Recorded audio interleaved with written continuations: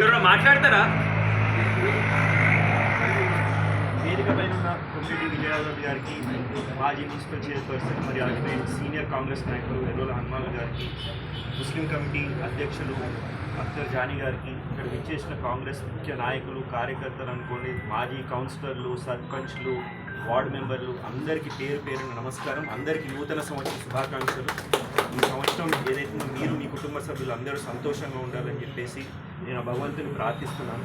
ఈరోజు ఈ కార్యక్రమం పెట్టడానికి ముఖ్య కారణం ఏదైతుందో, ఇప్పుడు దాదాపు 10-15 రోజులు ఏదైతుందో నోటిఫికేషన్ రాబోతుంది మున్సిపాలిటీ సంబంధించి. దాని తర్వాత ఇంతకుముందు మన సోదరు సూరభి అశోక్ గారు చెప్పినట్టు ఏదైతే జనవరి లాస్ట్ వీక్లో కానీ ఫిబ్రవరి ఫస్ట్ వీక్లో కానీ ఏదైతే మున్సిపల్ ఎన్నికలు జరగబోతున్నాయి దానికి మనం అందరం సిద్ధం కావాలని చెప్పేసి ఈ యొక్క కార్యక్రమానికి ఏదైతుందో ముఖ్య కారణం.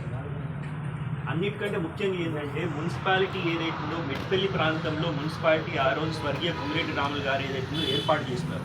అంతవరకు మనది మున్సిపాలిటీ కాదు.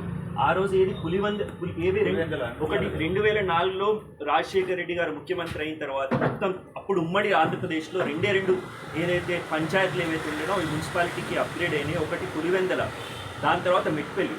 ఆ రోజు మనం 2004లో 2005లో కైవసం చేసుకున్న మున్సిపాలిటీ అంటే కాంగ్రెస్ పార్టీ దాదాపు 20 సంవత్సరాల నుంచి